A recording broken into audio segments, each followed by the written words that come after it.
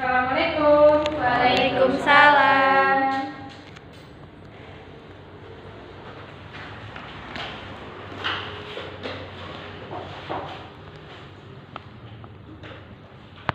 Sebelum dimulai kita berdoa dulu ya. Silakan ketua kelasnya dipimpin berdoa. Sebelum mulai kegiatan, berdoa mulai. Berdoa selesai.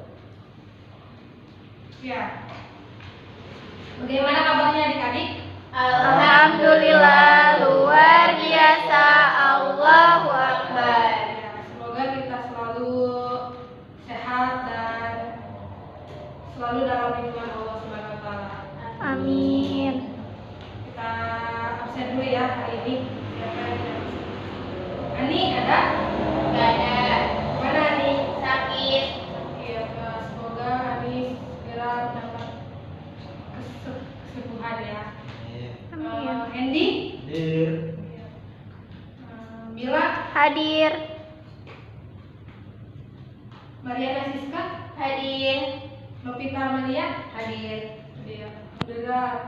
Yang tidak hadir hanya Ani ya. Iya, Bu. Ya. Pertemuan kali ini kita akan membahas tentang cerita fantasi. Apa sih cerita fantasi itu? Ada yang tahu? Ada. Apa? Cerita fantasi merupakan salah satu genre cerita yang sangat penting untuk melatih kreativitas. Berfantasi secara aktif bisa mengasah kreativitas kamu menjadi penulis hebat. Ya, jadi cerita fantasi itu cerita fiksi yang bersifat genre. Jadi cerita hayalan, imajinasi yang ditulis oleh pengarangnya. Jadi apa sih itu? Ciri-ciri umum cerita fantasi ada yang tahu? Ada. Ya, apa yang pertama? Ciri-ciri umum.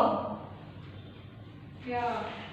Ada keajaiban atau keanehan pada cerita tersebut. Apa? Maksudnya apa? Ada keajaiban. Ciri umumnya.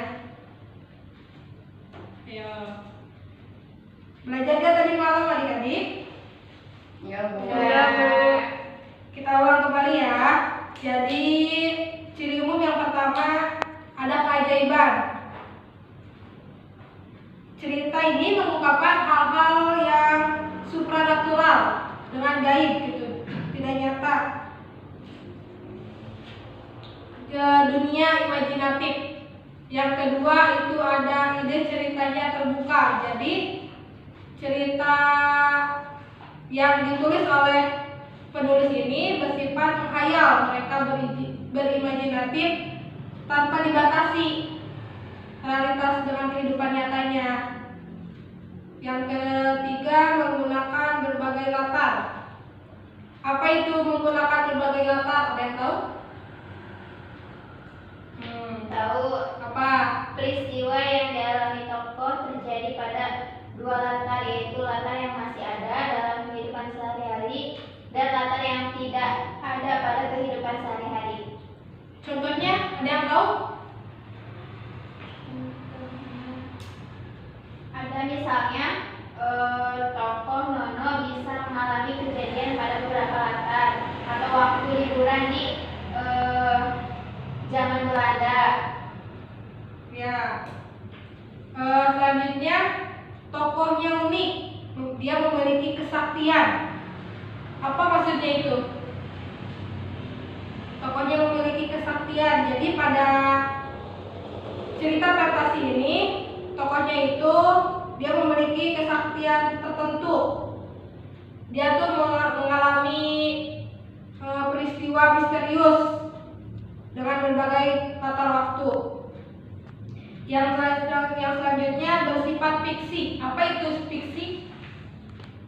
Bersifat fiksi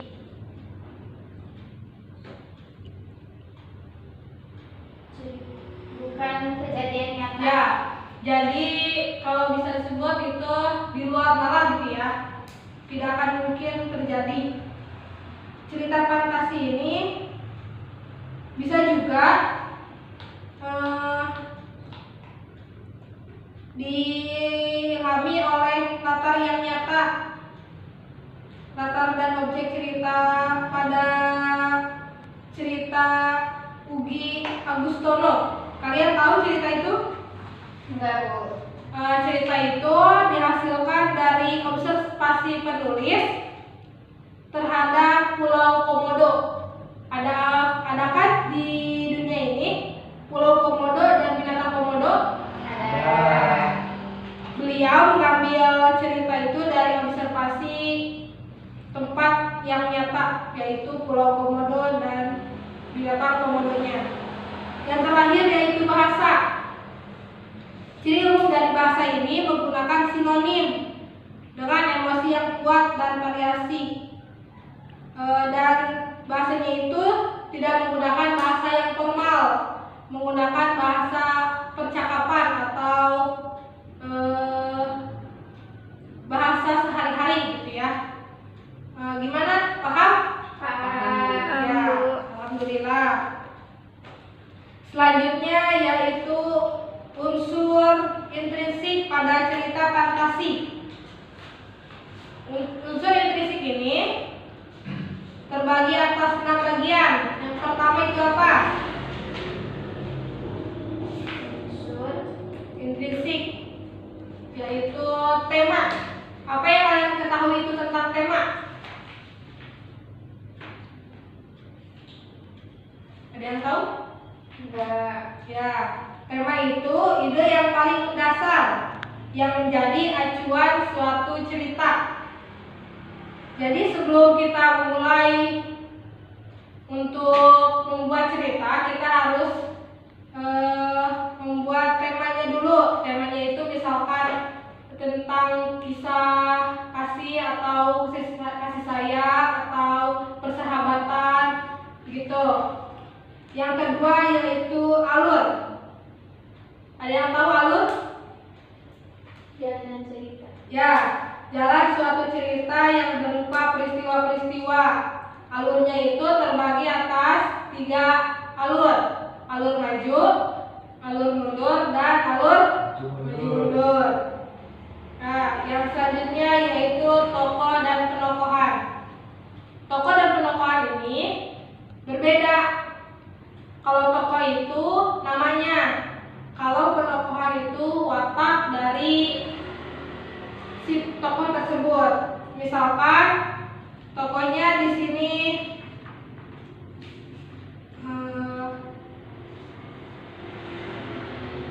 Erja, namanya itu Erja.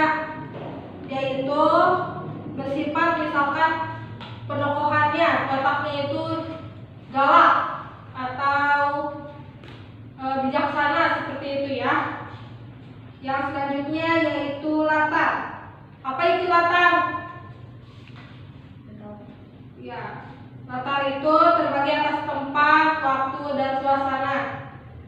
Tempatnya itu bisa di kolong meja, bisa di rumah, bisa di mana aja. Waktunya itu pagi, siang, sore, dan malam. Suasananya, apa itu suasana? Apa aja? Ya, bisa keadaan sedih, bahagia, senang, galau. Yang selanjutnya itu sudut pandang. Sudut pandang itu posisi dari si pengarang itu. Si pengarang itu membuat sudut pandang yang seperti apa untuk dibaca. Misalkan sudut pandang orang pertama. Sudut pandang orang pertama itu menggunakan ada kata aku. Pada cerita tersebut menggunakan kata aku. Kalau sudut pandang orang kedua yaitu menggunakan kata dia. Kalau sudut pandang orang ketiga yaitu menggunakan nama. Jadi si pengarang itu mencantumkan dengan namanya. Yang terakhir yaitu amanat atau amanat itu pesan pesan yang akan disampaikan. Pesan yang akan disampaikan oleh si penulis kepada si pengarang. Ya, untuk tugasnya, Ibu memberikan tugas pensil ajaib yang berjudul pensil ajaib ini. Kalian nanti cari unsur-unsur intrinsiknya untuk tugas minggu depan.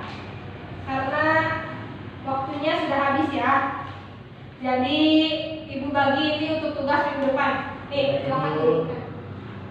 Terima kasih Bu. Ya. Ada yang ingin ditanyakan untuk tugas minggu depan? Ya, Bu. Ya, sudah paham ya? Iya.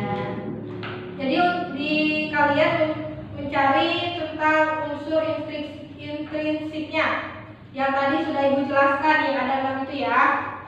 Ya, karena waktunya sudah habis, Ibu simpulkan pada pertemuan hari ini yaitu mengulas kembali tentang cerita fantasi, pengertian, ciri-ciri umum dan unsur intrinsiknya.